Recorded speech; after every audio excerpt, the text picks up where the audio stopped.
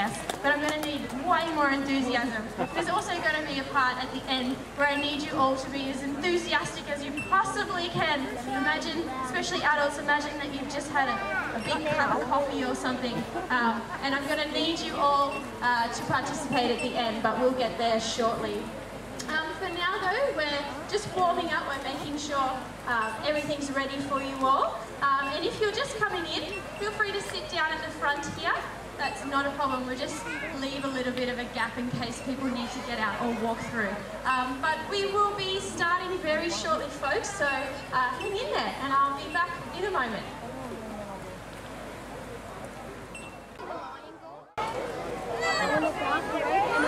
Okay folks, so we're just about to get started, so if you haven't already, please come down and take a seat. We have Nigel and Liz, we have Iha and Panya, who are going to be part of our presentation today.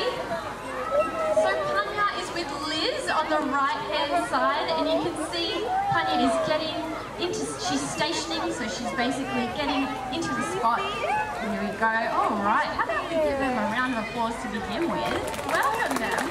Absolutely. So Panya and Iha are both long-nosed fur seals, and they're found sort of on the waters, around the waters of New Zealand, in coastlines in South Australia. And you can tell Panya from Iha quite easily when you look at them. You might think maybe not, but you can see Nigel and Iha on the right. And then you see Panya here. She's got beautiful long whiskers. She actually has the longest whiskers of the 5 beautiful fur seals. Can you see that, everybody? That's beautiful. Round of applause, I think. And on the right hand side, we've got Iha over there, and you can tell Iha apart because she has crimpy kind of fur. So you can see it kind of looks like she's maybe a bit stripy, but she's actually got sort of curly hair. Liz is having an amazing look. She's looking up nice and close at Panya's teeth, and this is really important. So you can see, oh, a little bit of a cough at the end there, but this is obviously a lot of trust. Liz and Panya worked together for quite a long time, so she's able to check her teeth, make sure there's nothing caught in there, maybe fish bone perhaps. She's checking her flippers. Nigel is checking Iha's tail, and this is really important behaviour. So if we basically touch this area multiple times, maybe 3 times a day when we're doing our special training sessions, if we perhaps need to take blood or if we need a medical procedure, it's not scary at all for our animals. It's actually really positive, and they're reinforced positively by getting a treat at the end. So they'll be getting fish, all sorts of different fish, pilchards, mackerel. Then we might have a look in the eyes, make sure there's no cloudiness, no swelling. It's basically getting a full health checkup from the doctor every single day, which is very important to us. We need to make sure our animals are in the best condition. So, long-nosed fur seals, they're pretty special. They can dive the deepest of all the seals in the world. So they can dive down to about 30 metres, which is really impressive. They'll hold their breath, especially these females, for about 13 minutes as well. So seals don't breathe in the water. Somebody asked me that recently. They have to come up to take a big gulp of air. They are mammals, just like us, so they need to come up and breathe. Oh, this is a really interesting behaviour. So Panya is doing what we call porpoising. So that behaviour, it is impressive. Round of applause, I think. But it's quite energetic, and it's actually a way that the animals can get away from predators. So seals, they might want to escape things like sharks in particular, or perhaps other seals even, if they're having a bit of an argument. You can see down here, Iha, she just raised her flipper while she was swimming around in the water as well.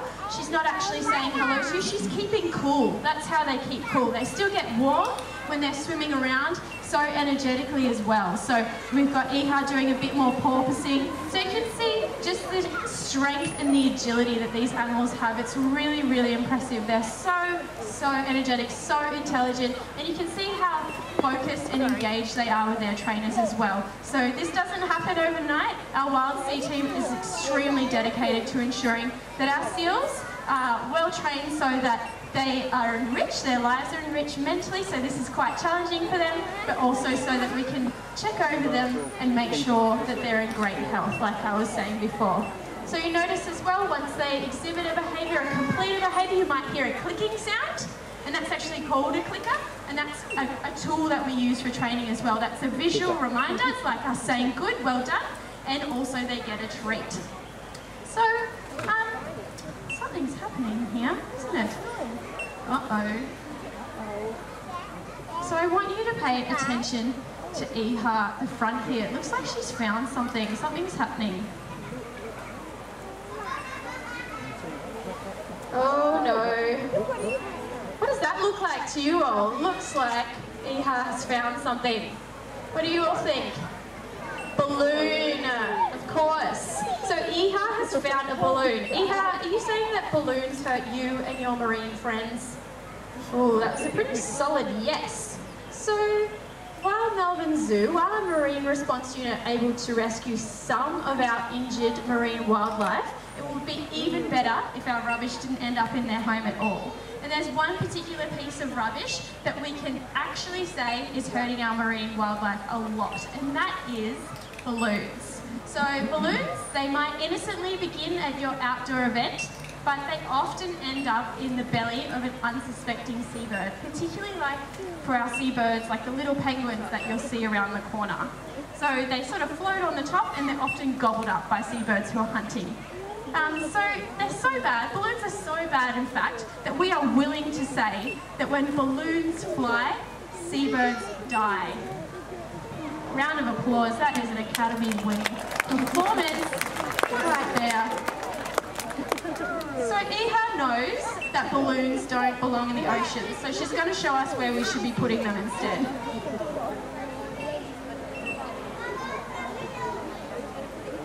In the bin! Of course! That makes a lot of sense to me. So if balloons are such an issue, Iha, what should we use instead?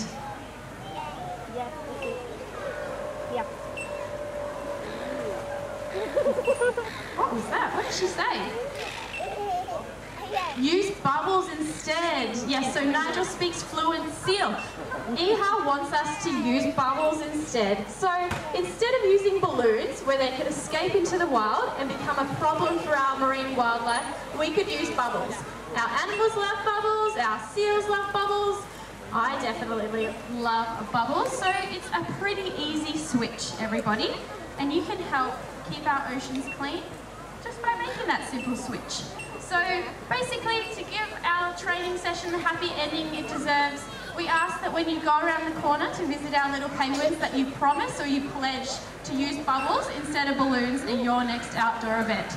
So in the audience here, who's with me? Who's going to make that switch? Oh, so many of you. That's really great. That's really fantastic, everybody. And it looks like Iha even agrees too. So she's pretty excited, and I reckon Panya's pretty excited as well, that you all want to help save marine wildlife, and she wants to show us how she likes to celebrate. But this is where you all come in. She needs some encouragement. Do you think you could all help out with that? So on the count of 3, I'm going to need you all to yell, bubbles, not balloons, as loud as you can. Do you think you can do that? With much enthusiasm? I think they can. Are we ready? Okay, on the count of 3, everybody, really loud. 1, 2, 3. Wow. Oh, that is quite a celebration, everybody. So please give Iha and Panya a huge round of applause. Also, I want a huge round of applause for our wild sea keepers. Without their hard work and dedication, so many of our marine wildlife would not be thriving as they are today. So thank you so much, everybody, for coming along, and don't forget to promise to use bubbles instead of balloons at your next outdoor event. My name's Naomi. Come and have a chat if you want to say hello, if you have any questions about our animals. But otherwise, have a really nice day.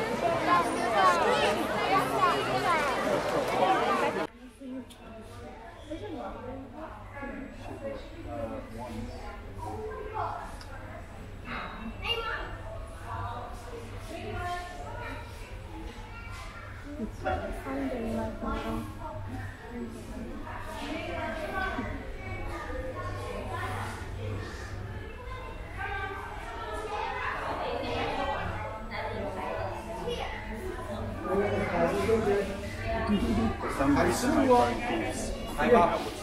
Cái khai báo đấy.